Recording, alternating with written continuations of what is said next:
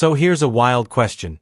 What if I told you the most influential politician in Canada right now isn't the Prime Minister, but a provincial premier who's essentially playing political chess while everyone else is playing checkers? Welcome to the Danielle Smith era, where threatening to withhold court funding is just a Tuesday. Let's set the scene. Back in January, Alberta Premier Danielle Smith dropped what can only be described as a political curveball. She told Prime Minister Mark Carney that unless Ottawa gives Alberta more say in judicial appointments, her government might just stop funding the courts. Her reasoning? She wants judges who reflect Alberta's distinct legal traditions, which sounds reasonable until you realize nobody's entirely sure what those traditions actually are. The whole situation left legal experts scratching their heads asking the age-old question, can she even do that? But here's the thing about Smith.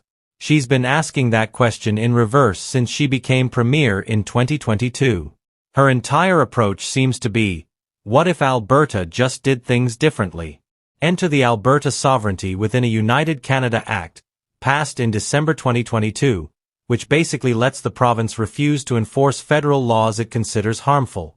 Constitutional scholars had a field day with that one, calling it unprecedented and raising serious questions about its legality. Now fast forward to February 19th of this year. Smith unveiled a series of referendum questions for an October vote, and they're ambitious to say the least.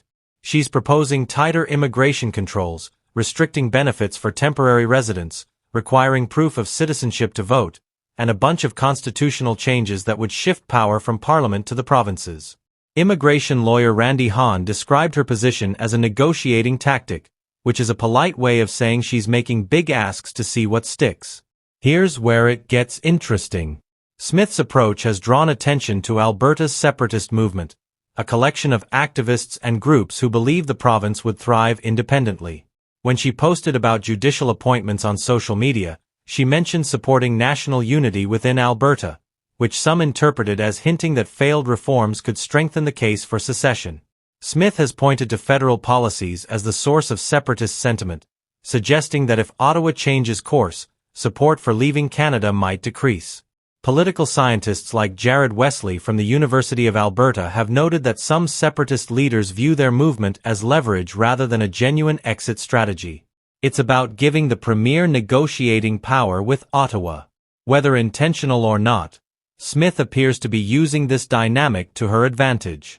She's made it easier to call referendums by reducing signature requirements and removing constitutional compliance checks, which means an additional citizen-initiated question about secession could appear on the October ballot. Law professor David Schneiderman from the University of Toronto draws parallels to Quebec's approach, noting that some Albertans see how Quebec has secured concessions and wonder if similar tactics might work for them. The question is whether Smith can maintain control of this strategy or if it might spiral beyond her intentions. There's a Brexit comparison floating around here. Former UK Prime Minister David Cameron held a referendum expecting voters to choose remaining in the European Union, only to find himself resigning after the Leave vote won. Smith has repeatedly voiced support for staying in Canada while simultaneously clearing pathways for a referendum, which creates an interesting tension. However, Canada has the Clarity Act, legislation created after Quebec's 1995 referendum that requires a clear question and clear majority for any separation vote to proceed. Political scientist Adrian Davidson from McMaster University suggests this safeguard makes a Brexit-style surprise less likely in Canada. Smith's political calculations also involve keeping the United Conservative Party unified. The UCP formed in 2017 from merging the Progressive Conservatives and the Wildrose Party. When those votes split in 2015, Rachel Notley's NDP won their first election in Alberta's history. To maintain power, Smith needs to satisfy various factions within her party, including those with separatist sympathies. Research from Wesley reveals something fascinating about Alberta's political landscape. While 51% of Albertans support defunding private schools, those same people estimate only 37% of their fellow citizens agree with them. This perception gap matters because when people think their views are marginal, they're less likely to express them or expect political action on them. The separatist conversation shows a similar pattern. Most Albertans aren't actively considering secession, but many assume their neighbors might be sympathetic to the arguments. Wesley notes this represents a major shift since 2019, when the typical reaction would have been much more dismissive. Here's what's undeniable. Smith's strategy appears to be working. She's referenced 9 federal laws she considers harmful to Alberta, mostly environmental policies. Last summer, only the consumer carbon tax had been addressed. By early February, Smith posted that 8 of those 9 laws have now been revised.